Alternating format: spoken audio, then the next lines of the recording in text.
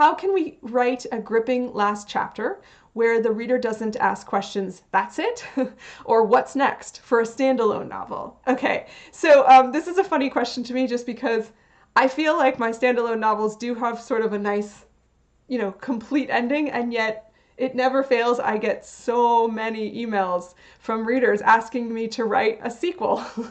And I love the questions. I love the emails because obviously that means that they want more of what I've done. And that's really, that's really rewarding. But at the same time, I'm kind of like, but it's over. I finished it.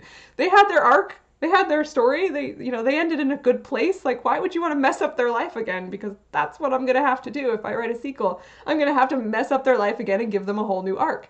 So in terms of like, how can you write a gripping last chapter where the reader doesn't ask the questions of that's it or what's next? I think it really is all a matter of how you're setting up your entire beat sheet, because your last chapter is probably going to be your final image, right? So there needs to be sort of a sense of settlement about it. There needs to be a sense of finality. But also we really need to give the reader the sense that this story has gone somewhere. We need to make sure that the character feels very different than they did at the beginning, so that the reader feels satisfied with the journey that they've gone on. But then at the same time, you don't want to risk tying things up too neatly. Like I always say, like, don't tie everything up with a bow. Not everything has to be resolved, because that's life. Like in life, things don't all get resolved. So I do like to leave little things open-ended.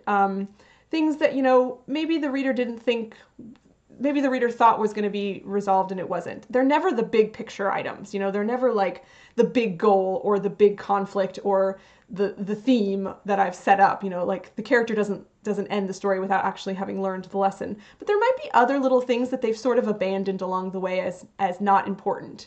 And a lot of times those tie back into the theme, because there may be things that the character thought was important at the beginning, and the fact that they're abandoning them by the end is sort of part of their journey. But I do like to kind of leave some things open-ended, just to make sure that it doesn't feel like it's a little bit too neat and tidy.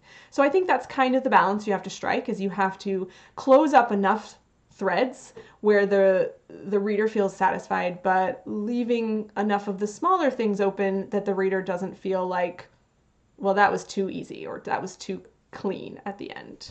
If you enjoyed this video, we've got a lot more on writingmastery.com.